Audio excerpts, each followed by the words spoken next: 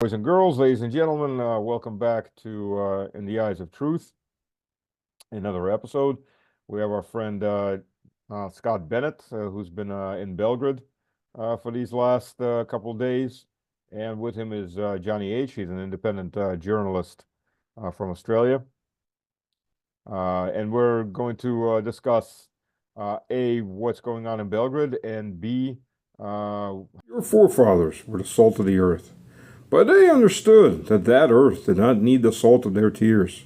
Be it the tyranny of heartless elites, kings and emperors drafting fathers and sons to their endless wars, persecution by the godless revolutionaries, or a dozen other reasons. They made the hard decision. They picked up their families and headed to new lands. To new opportunities and sometimes new dangers, crossing oceans and a wild frontier. They faced incredible challenges and traumas, and they succeeded. And now, generations later, it is you who finds himself in the same shoes at a similar crossroads as your forefathers. It is you who knows that the land you call home is no longer recognizable as home. That all your hard work, what was built over generations, is just another pandemic away from being seized.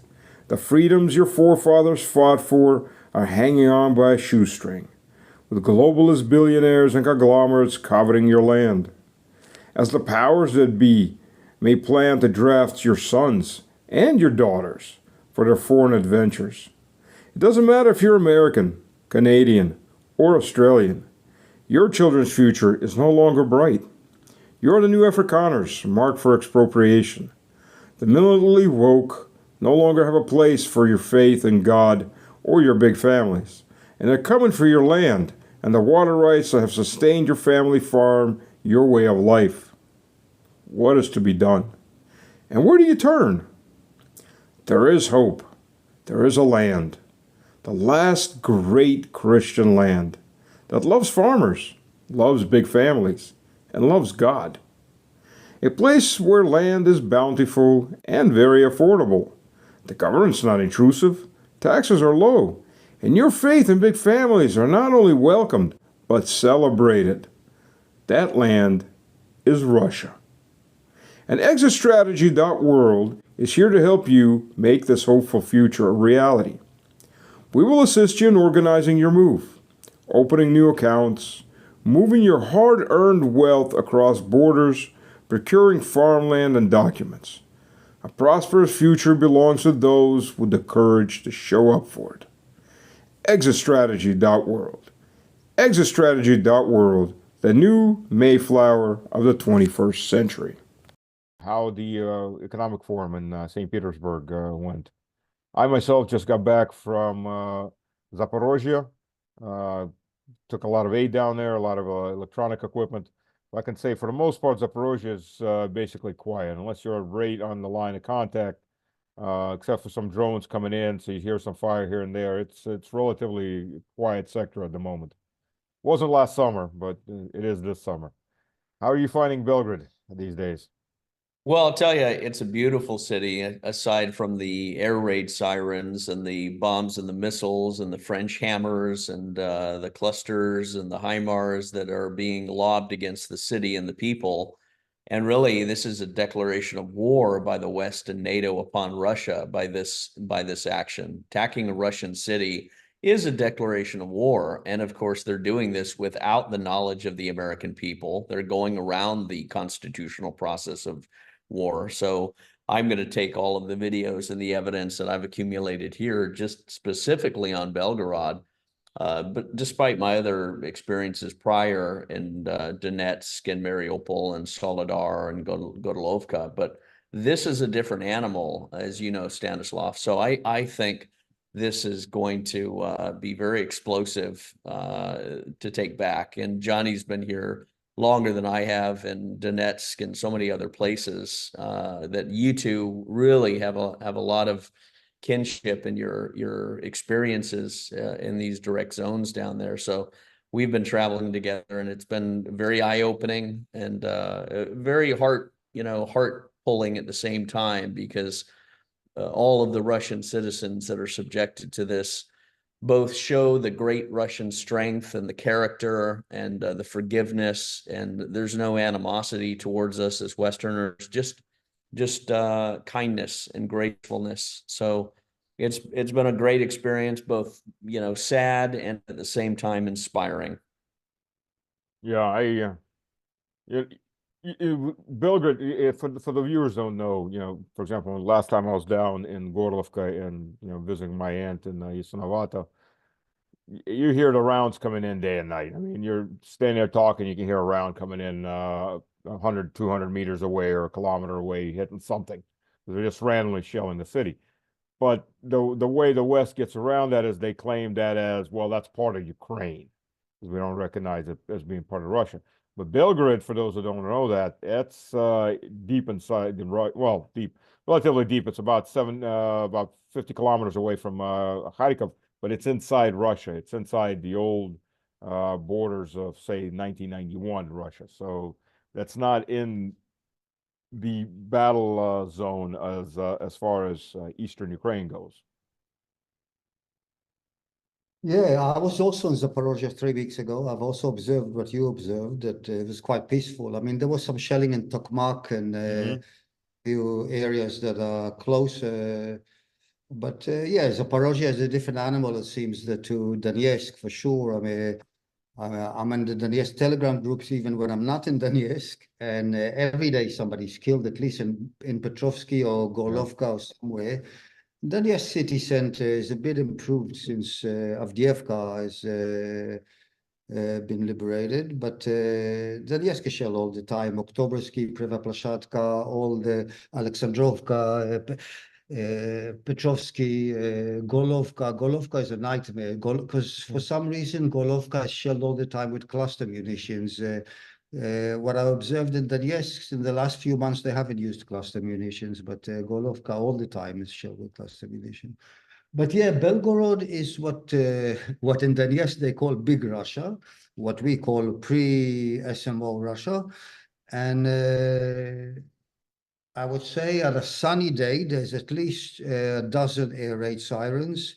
There's a lot of interceptions in the air, and probably once in a couple of days, a missile or two gets through. Sometimes there's damage, sometimes there's casualties, sometimes there's no casualties. But there is a psychological, at least a psychological operation against Belgorod. And, half the population did leave. It's no secret. Uh, yeah, they get away with it. I don't know. I mean, the masters in the UK and Washington sometimes give them the green light to do it. I think they're just trying to see how far they can push Russia before Russia really reacts. Yeah, absolutely. And for those who don't know, the minimum thing with the push into Kharkov is it's moved the border back enough that drones don't get in, and they can't reach Belgrade anymore. So that's one small plus, because they were bringing the various drones and just dropping grenades on people's heads, on cars, children, and they still do it on parts of Western Donetsk. Donetsk, they even had this saying that Donetsk roulette, like Russian roulette. You go out to work, you don't know if you're going to make it. Uh, but Avdiivka, for those who don't know, Avdiivka is a suburb, a fortified suburb of Donetsk that was pushed out, taken. It's a huge conglomerate of towns and villages around Donetsk. And when they pushed the Ukrainians out of there, they could no longer use tube artillery on the center of Donetsk, but they could still hit the edges. Mhm. And then I there's mean, the they can rocket hit the artillery. center. They can hit the center of Donetsk with rockets, but they can't Right, hit it. right. They can't hit it with it. But yeah, like you said, there's suburbs of Donetsk, like Kirovsky, for example, that's droned every day. I mean, and Yep. usually it's these small yarmuks. They call it Russian. In Russian, it's yarmuk. These small markets where usually old ladies that have a few extra cucumbers or something, they set a small table and or something like this. And it's usually the poor buying from the poor in these small markets. These are the main targets of these drone attacks. Yep. Absolutely. I mean, it's terrorism. There's no other word for it. But then Mm. the West has been using terrorism since time immemorial, aiming at the civilian population to try to break morale, which never seems to really work. but they keep at it for hundreds of years. Yeah, not with Russians. That's been the miscalculation. And honestly, Stanislav, you and I, having a background in the United States, I thought this before, and it's even more impressed upon me now. One single drone, one single rocket attack in America, and the entire country would fold into a fetus position of blubbering, crying, whimpering weaklings hiding under a table. Not so in Russia. I mean, this is this is a particular city. No one is cowering. I mean, the sirens are going off, yeah, every few hours, but no one's running, no one's crying, no one's acting hysterical. The opposite would happen in America. And quite frankly, a part of me really wants what's happening to Russia to happen to the United States, to show the American people you have blood on your hands and you have a responsibility to pay for the blood on your hands that Lindsey Graham and Mitch McConnell and Chuck Schumer and the zombie Biden with his homosexual master Barack Obama and all of these people in the American government establishment are causing. They all have blood on their hands, but the American people have blood on their hands because they haven't overthrown or killed these tyrants in office who have been doing war crimes. And these war crimes and these crimes against humanity, which is what, when you blow up kids and children in apartment complexes like in Cherubinka that we saw on Friday, that's what this is. So part of me, as much as I don't want to see America subjected to this, I can't see any other way for them to get the idea that you don't get to live and watch football games and drink beer and get lazy and stupid and just say, oh, well, we don't care what happens over to Russia. Well, the same thing could and should happen to the United States, to say, what you inflict on other countries, what you sow, you're going to reap. And I don't see any other way for Americans to wake up and see just how serious this is, other than if you have nuclear sort of or hypersonic elimination of Ramstein Air Force Base or Polish bases or British bases or Andrews Air Force Base in Maryland or any of these major hubs, Pentagon City, DIA. I mean, we're unleashing a war upon the Russian people, and they're not going to break. But it would break the United States instantly if we had to suffer what the Russian people are suffering. So it's very offensive to me to come here and see all of this done with my tax dollars and done waving the red, white, and blue propaganda flag of somehow we're fighting for democracy. We're raising up a hero Zelensky and all of this propaganda, and the opposite is true. And it just shows me America, if it doesn't instantly change, then it's going to be cursed and destroyed like Sodom and Gomorrah. What you're saying, remember 9/11? The great false flag. Right. Well, who says false, who doesn't? We're not going into that right now. But what killed me on that was everything in the country shut down. Every village, every small town, and God knows where, Kansas or Oklahoma or wherever, they all shut down. Everybody ran home. The schools were closed. Everything was closed. That was a shock moment. As a military person, looking at why. Why is your little village out in the middle of nowhere, Arkansas, closing down the schools, closing down the government? You're all running home. Nobody's going to come to you. There were terrorist attacks. Whichever way you want to look at it, other people, various people. But the fact is, at that moment, there were terrorist attacks in New York and Washington. And you're living 2,000 kilometers away in a small town. Everything shuts down. Everybody runs home. Everybody hides. That was an amazing thing to watch. How a country the size of the U.S. could just shut down instantly. Curl up in the fetal position. But it's very important to mention that it was a false flag, because 3 buildings don't fall from 2 planes, and never in history has a building fallen in such perfect symmetry from an office fire. So it's very important to mention that it was a false flag, because that's when it all started. That's why we are where we are today in Ukraine, in Russia, in Gaza, and everywhere. It was because of these false flag attacks. I don't know if I'd say that's where it all started. I think it got its adrenaline boost at that point. But really, if you look at it, U.S. I mean, modern Islamic terrorism. Who created that? The U.S. for Afghanistan, Mhm. along with the Well, Saudis. Netanyahu, really, Yeah, Netanyahu did all that to create an enemy, Kabuki theater. I mean, it's been going on and on for quite a while. If we remember the fire bombings of Germany. Hmm. Everyone remembers Dresden, but every German city was firebombed. Out of the 6 million dead civilians, 5 million were from US and UK firebombing. Just one air raid on Tokyo killed 500,000 people. So, and did it break Well, the morale of the you know, Germans? I was thinking about this today. The Russians have never waged war on anyone. They've defended themselves and against CIA-backed insurgents, whether it's Crimea, I'm sorry, not Crimea, Chechnya, the Mhm. Chechen situation. Uh, America went in and NATO, using NATO as a cover to Yugoslavia, to Iraq, to Somalia, to I mean, the Chinese have never done this. The Russians have never done this. The Iranians have never done this. No one else on any nation on earth that I can remember and identify have waged this bloodlust in such perfect hypocrisy. And that is the United States. And honestly, we cannot survive as a nation. I don't think we're going to survive. I think you're as much as I'd like to see America engage in a renaissance and a resurrection and a return to the founding father beliefs of non-interventionism. I just honestly think, Stanislav, sadly, we're too far gone. I have to throw the flower on the casket and say, you know what, it's done. And now people are going to begin packing their bags and leaving. And where are they going to leave to? The only country that has a Christian character is Russia.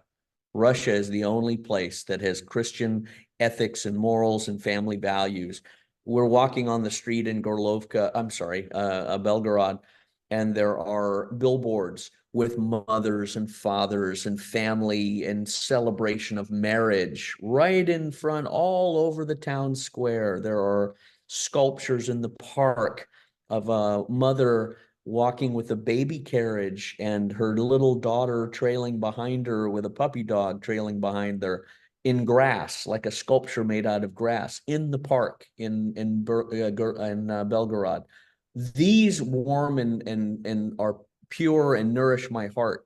You don't see anything like that in America. Never mind, too, Belgorod doesn't have a speck of dirt, gum, or paper or garbage anywhere to be seen on the entire city. So it's like coming to the Emerald City in The Wizard of Oz after leaving District 9, the garbage heap with rainbow flags and sodomites and all sorts of perverts and transgender lunatics roaming the countryside in America. And I'm just wondering if civil war and revolution is going to spark. I don't see an election happening in November, and maybe that's going to be the death of America. Scott, come on, come on. They got you by the nose. I mean, don't you see clean streets, safe areas is a dictatorship. It's a communist dictatorship. Don't look at the billboard selling you things either, because that's all communist dictatorship. Families, no, no, no, no. That is oppression. Those are oppressed people.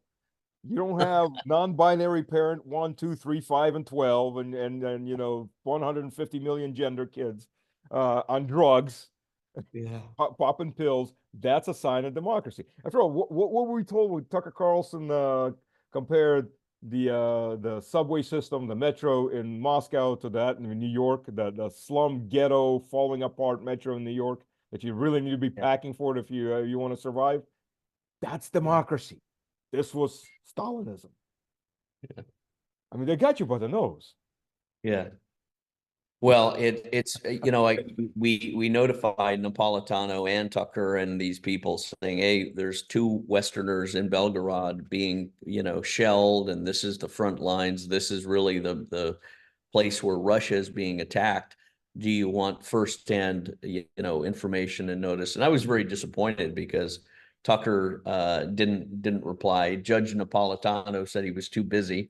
And it's amazing to me. These guys like to do a little song and dance routine, but no one has been in the war zones and the front lines. Yeah. Not Tucker, not Judge, not even Ritter, not McGregor. None of these armchair analysts have been in the dirt and amidst the explosions, except you and Johnny and myself and very, very few others. So, and that's where the truth is that the American people need to know.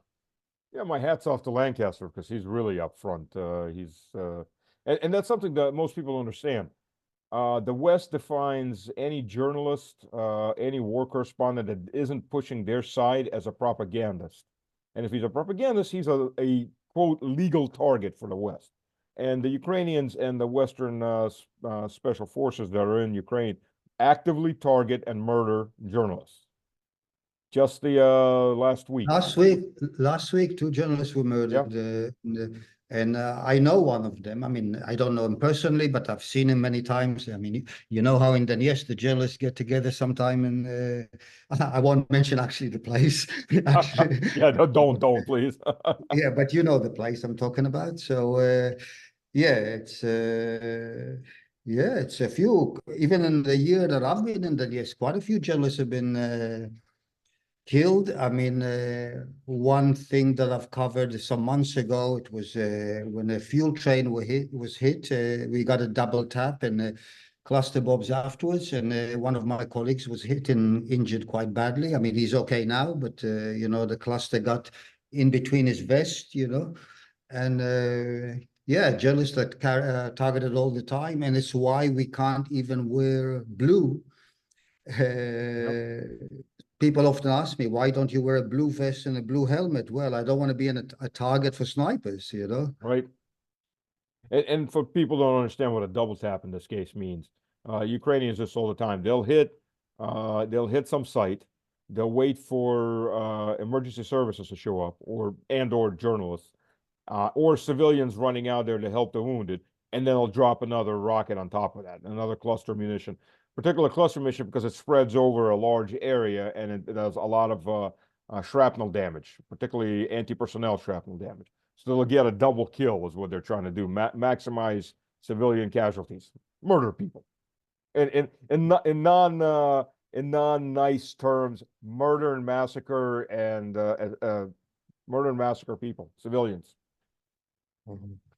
You know, Well, I'm passionate about this in a lot of different ways, and I know the Russians prosecute wars in a Russian way. I'm not going to try and tell them how to win the war, but I can't help but say there are degrees of passion and fury that need to be introduced into the conversation by the Russian diplomatic corps, Nebezhny at the United Nations and elsewhere. I mean, for example, we were at Sherebinka and another complex, and there were these memorials with stuffed animals where the children were killed. And I said, these stuffed animals, and I held one up, they need to be taken by Nebezhny and put on the desks of the US UN official and the French UN official and the British and the German and all of these NATO countries to say, we want you to have a stuffed animal of the children that you're murdering, because this isn't just something we bought from the store. This was put on a memorial that belonged to a child that you killed with your weapons. You're not fighting Russian soldiers. You're killing little children. You're killing old people. You're killing women. You're killing innocent civilians. And the Russians, and I'll be critical, they don't do that to the degree that they need to. And Westerners like I do, there has to be an emotional brick thrown through their window before you get their attention. You have to get right in their face and aggressive and loud. The Russians don't do that, and I think that is a very big mistake, because they need to get right in their faces and get rid of the cold, cool, chess playing, dispassionate, logical, rhetorical presentation. You're not a professor giving a lecture to students. You are at war. Information war, diplomatic war, yes, kinetic war. And part of that has to be public relations. and I know the media and the propaganda in the Europe and stuff, but they have to step their game up in this public relations aggression to combat these people, and they have to drive a wedge between the European governments and the European people, and they do that to a little degree, but I just think and this is coming not just from me, this is coming from top people in the U.S. who I won't say who or where, but let's just say they're high up on the political realm against Biden. And they're saying, Scott, the Russians need to know they need to step up their game because they're being coordinated against by all these NATO countries. And they're masters at liars, Stanislav. That's the thing. Yeah. The Yeah. Russians don't understand the Western mind like a Western person understands the Western mind. And they really need to, incorporate our thinking into their tactical deliveries of this stuff. And, until they do that, it's almost like they're reacting to the tennis volleys that NATO is throwing at them. Basically, you're right. I've been saying from day one. Again, I'm saying this against the Ukrainian army, not the civilians. But from day one, we should have come in there and just left a mountain of bodies, because that's what gets the reaction. That actually would have shortened that war quite a bit and saved people's lives in the end. Is to come in there with that hammer and just beat everybody down instantly. Mass annihilation. I won't say decimation because people don't seem to understand what decimation means, but they keep using that word. Mass annihilation of the Ukrainian army from day one. Massive, unrestrained violence on the Ukrainian army. That would have gotten a peace agreement fast. Because if you notice, everybody ran away from Kiev when it first started. And then when they said they looked back, okay, they're not going to do it. They're coming in humanitarian style. We got nothing to fear. And they all ran back, and let's keep this war going now. Correct me if I'm wrong, and maybe I'm a radical. And I lived in the West too long, so I've got some of that mean mentality that seeped in. I think the only way we're going to stop a nuclear war is to make an example of something like Lvov, a 10 megaton explosion that's going to freeze everybody in Europe and force them to go change their underwear. Yes. This is good. Next, today Lvov, tomorrow it's going to be every one of your cities. Yeah. Yeah, I agree. Something radical enough to, but with the people in Washington, I disagree with one thing. One thing with the people in Washington, I don't think you're going to get an emotional reaction from people like Lindsey Graham. I think they're so far gone, they're so satanic that. Yeah. Well, we're trying to understand how this is going to end. I mean, Russia will win, but I want to do it in a way that Russia's not going to lose its people. We don't want to see this turn into a long suffering situation. And my personal opinion, and we've shared it, they need to go into Odessa. They need to declare Odessa independent republic. It has to come from Odessa itself. They have to rescue the people who are being drafted, at least, even if they just script it like a psyop operation, do the film and pretend they're rescuing people, but they have to start winning the hearts and minds. But they have to prosecute this where they take the best parts of Ukraine and own it. That doesn't mean Ukrainians have to wear red stars or blue stars or identify themselves as second-rate citizens or anything like that. But Russia really has to go in and be aggressive and take it away. And there's a lot of different opinions on what Russia is going to do. What is its what its strategy is going to be. But I'll put it to you because you know it a little bit better and more intimately than I do. Well, in '99, when I was in G3 in 18th Airborne Corps Dragon Brigade, what shocked me as a captain, as a young captain at a point, was every battle scenario we were working on was always against the Russian army, with the exception of Baghdad. There's a little exception, but everything was all the war gaming. Everything was against the Russian army. This is 1999, and it's not they started in '99; it just never stopped. The mentality was still there. Fight Russia, fight Russia, fight Russia. Yeah. So, well, I would say it's going to be one, but I would agree with you. Russia has to be prepared, and I think Putin is. Like you had written before too, and I agree with this sentiment. Russia in winning the hearts and minds of North Korea, of Vietnam, of China, keeping that healthy tension where Russia is the hot girl at the dance that both the three countries want to dance with. That's a wise idea. I think you'll see Malaysia fall in, and Philippines and the Japanese are going to kind of, I think, acquiesce and also relax, because in a sense, Russia is the balance that's going to keep a lot of the peace in those nations. But I think Putin has done a masterful stroke diplomatically. But it's going to be interesting to watch how this evolves. But I'll hand it to Johnny to get him close us out. Well, I have no more opinions how it's going to end because I have my own opinions, what I want, but then I'm in Donetsk. I'm talking all the time to off-duty officers and things like this. They also have many different opinions. Uh, One of the biggest things I hear is like, come on, it's a 1,200-kilometer front. For Russia to really push, we need another million soldiers, you know. So it's because it's not only about, let's say, taking Kharkov, it's about holding Kharkov.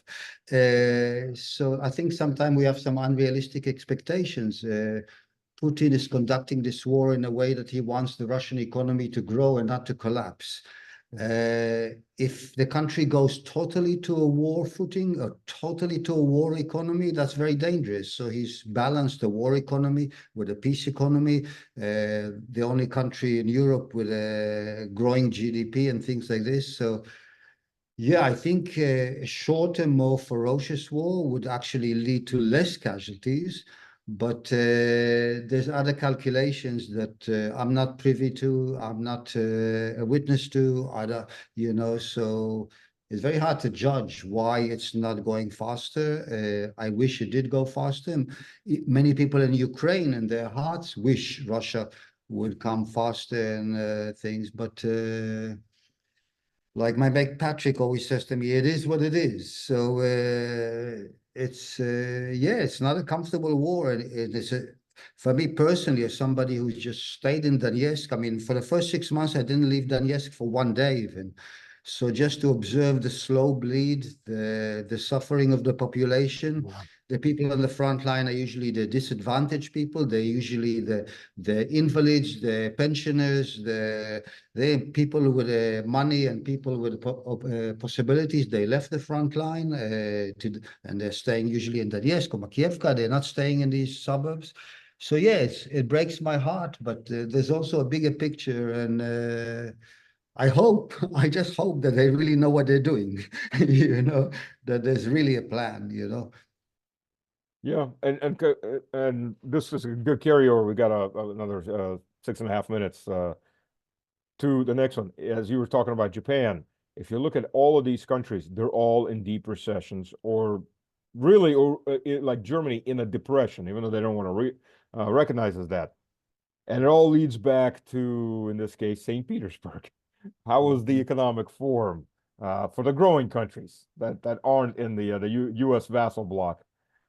I think it was beautiful to see all of the regions of Russia converge in St. Petersburg with the best economic development opportunities in the world. You see all of the different regions of Russia and the parks they want to build, the business parks, the housing complexes. You see the entire city planning, regional planning. You see so much investment potentiality and so much land that I mean, I was struck by so many different things, the technology and it was like being at a special effects Star Wars convention. It was incredible to behold so many different facets of the Russian economy.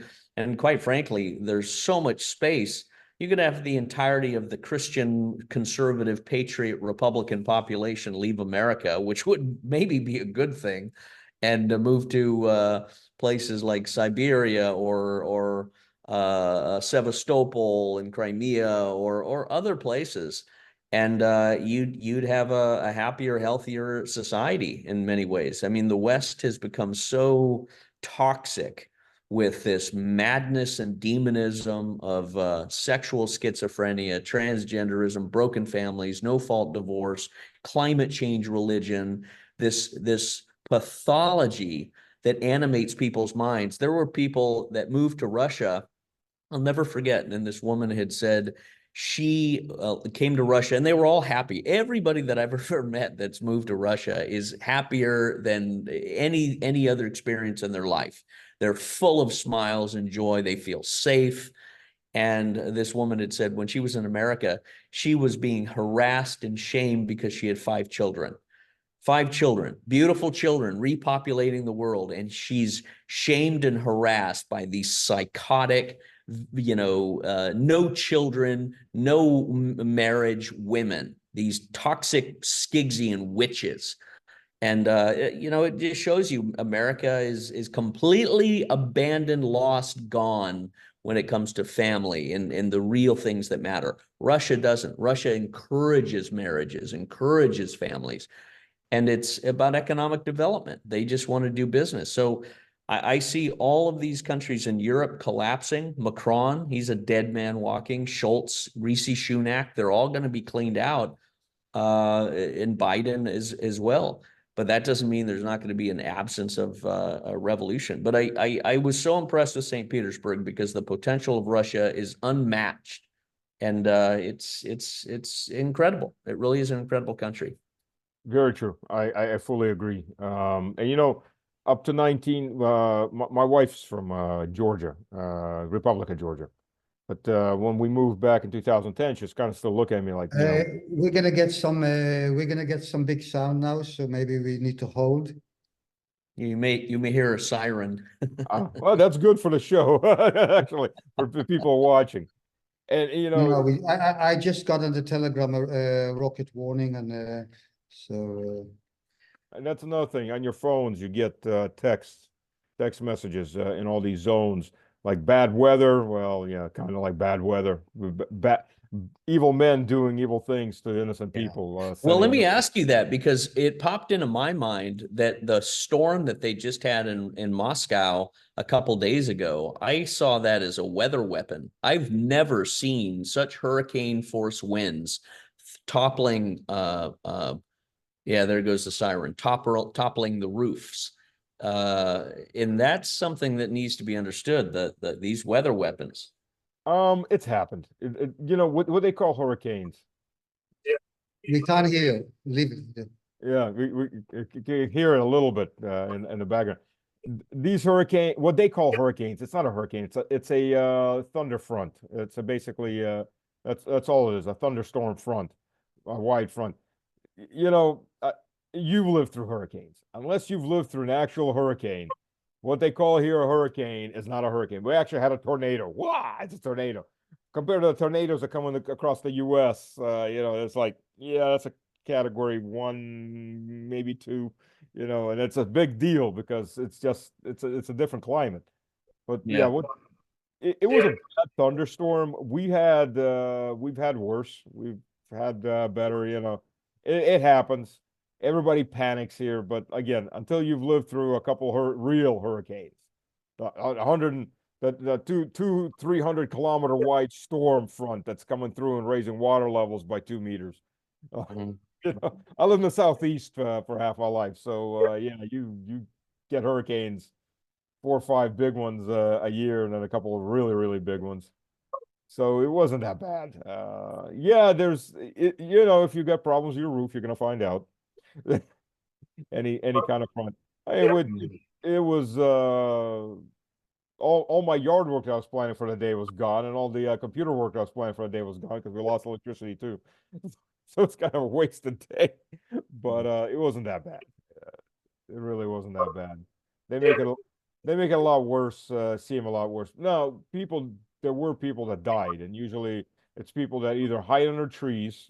I mean, you're taught as a kid not to hide under a tree when there's lightning storm, or people that had something fall on top of them. Tree branches, signs, things like that.